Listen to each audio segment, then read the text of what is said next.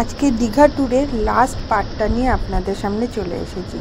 দীঘার first part দুটো আপনাদের সাথে শেয়ার করেছি, কীরকম লেগেছে নিশ্চয়ই জানাবেন। এই সমুদ্র দিয়েই আজকের ভিডিওটা শুরু করলাম, সমুদ্রের আওয়াজটা শুনুন। লাস্ট দিন আমরা চলে গেছিলাম সমুদ্র এনজয় করতে। আমরা যখনই দীঘাতে যাই আমরা সিহক বিচে যাই, ওল্ড দীঘার সিহক বিচ। এই বিচটা খুবই পরিষ্কার, লোকজনের খুব একটা ভিড় নেই। যেরকম ওল্ড দীঘার বিচ বা নিউ দীঘার বিচে যেরকম ভিড় থাকে, এই সিহক বিচটা কিন্তু অতটা ভিড় নেই। আর তাছাড়া বিচটাও কিন্তু খুব সুন্দর, অনেকটা জায়গা নিয়ে।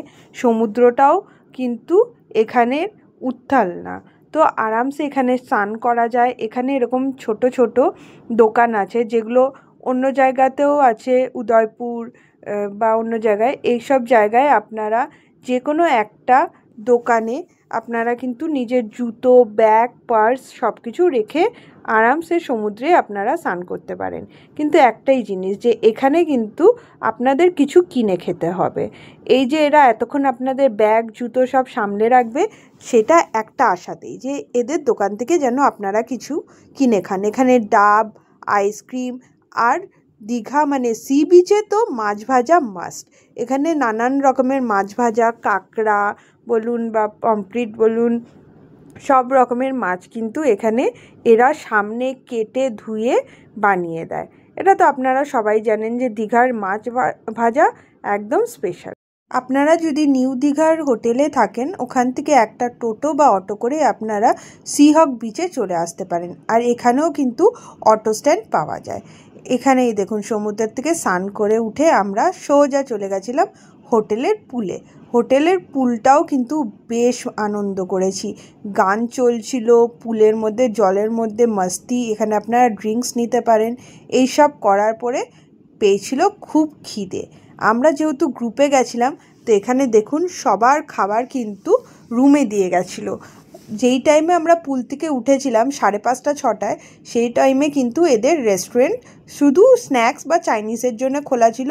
তার জন্য আমরা আগের থেকে কিন্তু আমাদের খাবার অর্ডার করে একটা রুমে দিয়ে যেতে বলেছিলাম। এখানে কাঁকড়া, পমফ্রেট, ডিম, মাছ সব রকমের খাবারই ছিল।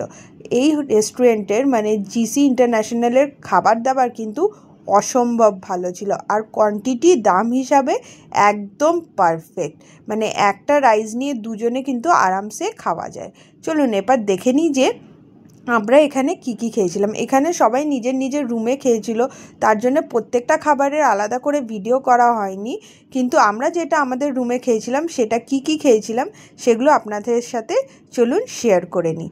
দেখা যাক যে আমরা লাঞ্চে কি লাঞ্চ করেছি।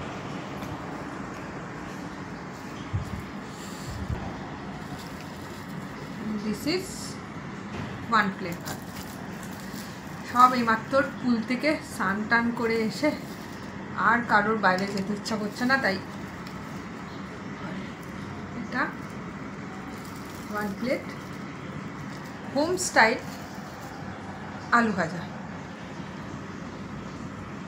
পেঁয়াজ দিয়ে করেছে। এইটা একটু রিক্সের ব্যাপার আছে খোলাটা। দিস ইজ আলু ফুলকপি। এটা আমি পুরো খুললাম না, কেন কি যে হারে তেল।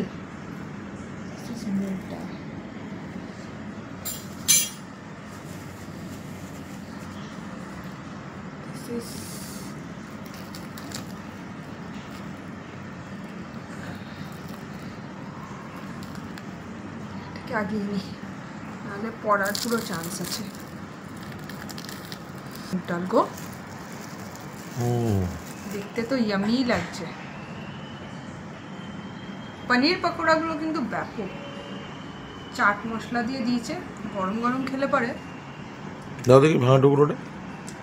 রাত্রিবেলায় না আমরা এটাই নিয়ে নেবো গরম গরম। 130 টাকা, এমন কিছু প্রাইসও না, গপুকেও দিতে হবে।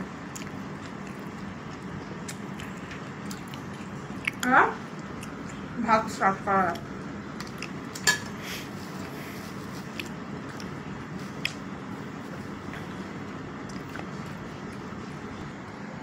থকথকে ডাল, পুরো মুগ ডাল, ডাল ফ্রাই এটা না? এটা ডাল ফ্রাই, ওই জন্য আরো বেশি থকথকে। বাদাম, রসুন, শুকনো লঙ্কা, পুরো চব্য চস্য লেজ্জ পেয়েও। ইয়েস, ভেজের মধ্যেও মাছ তো তার সাথে ছিলই। এবার নিয়ে একটু আলু ভাজা পড়বে,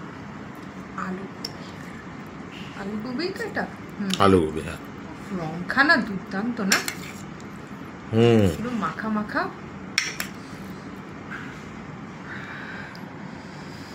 চলো, আমরা জানি এটা কোলেস্ট্রলের দোকান, কিন্তু তাও খেতে তো ভালো।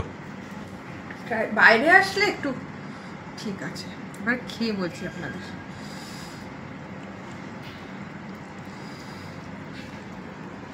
আলু ভাজা দিয়ে ডাল ফ্রাই, আগে আমি আমার বকুসোনাকে খাওয়াই।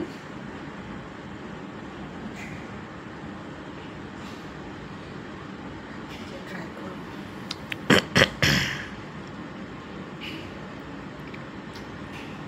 স্মেলটা কি সুন্দর ডালের, মিষ্টি মিষ্টি একটা স্মেল।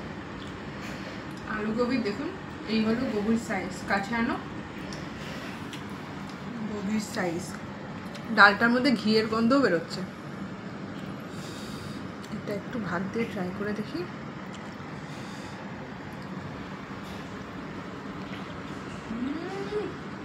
খাবার নিয়ে কোনো কথা হবে না, দুর্দান্ত।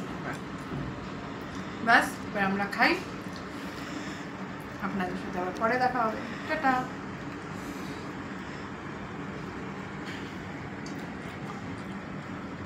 ইন্টারন্যাশনালে গেলে এখানে পমফ্রেট, কাঁকড়া আর এখানে চাইনিজ খাবারগুলো অবশ্যই ট্রাই করবেন। প্রত্যেকটা খাবার কিন্তু দুর্দান্ত টেস্ট।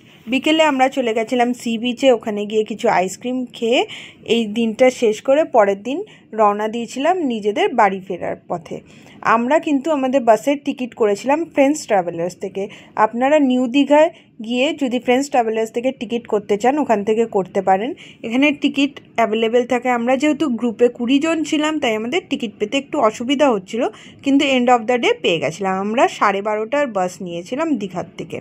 আপনারা যেদিন ফিরবেন তার আগের দিন গিয়ে টিকিটটা অবশ্যই করে নেবেন, তাহলে কোনো প্রবলেম হবে না। আমরা যেই টিকিটটা করেছিলাম সেটা হলো সন্তোষ বাসের। এই বাসটা ধর্মতলা অবধি ছিল। বাসটা কিন্তু খুব ভালো ছিল। মানে যেদিনকে আমরা দীঘায় গেছিলাম সেদিন যেরকম বাসটা ভুগিয়েছিল, মানে 5.5 থেকে 6 ঘন্টা নিয়েছিল পৌঁছাতে, এই বাসটা কিন্তু আমাদের 4.5 ঘন্টাতেই কলকাতায় পৌঁছে দেয়। বাসের ভাড়া ছিল, স্লিপার আমরা নিয়েছিলাম, প্রত্যেকটা স্লিপারের ভাড়া ছিল পার হেড 550 করে। স্লিপারটা কিন্তু মানে 550 করে যেহেতু ছিল, বুঝতেই পারছেন খুব একটা লাক্সারি হবে না, যেরকম আপনারা শ্যামলী বা অন্য বাসে পাওয়া যায় ওরকম নিশ্চয়ই হবে না। ওর সাথে তুলনা করলে কিন্তু এই বাসের ভাড়াটা হিসাবে আপনাদের মাথায় রাখতে হবে তুলনাটাও। তো এই দেখুন, এটা ছিল এন্ট্রান্স, প্রথমেই ঢুকতে ওয়েলকাম। এর এসি, পরিষ্কার পরিচ্ছন্ন নিয়ে কিন্তু কোনো কথা হবে না। বাসটা খুব সুন্দর করে সাজানো ছিল, পরিষ্কার ছিল। এই দেখুন স্লিপারগুলো, দুজনের জন্য একটু কষ্ট হচ্ছিল, কিন্তু জায়গাটা কিন্তু ম্যানেজেবল। পর্দা ছিল, এই যে ওঠার সিঁড়ি, ওঠার সাথে সাথে কিন্তু আপনাদের জলের বোতল ফ্রি থাকবে। আর এরা হল দেয় একবারই কোলাঘাটে, যেটা প্রত্যেক বাসেই দেয়।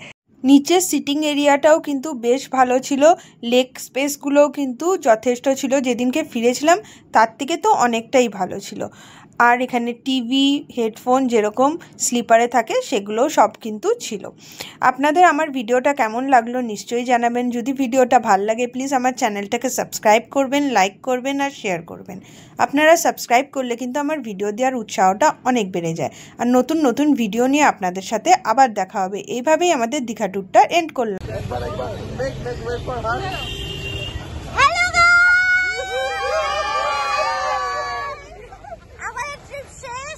আমি এখন র্যাপিডো বুক করছি, সবাই এখন বাড়ি চলে যাবো, কিন্তু আমরা দীঘায় করেছি ফুল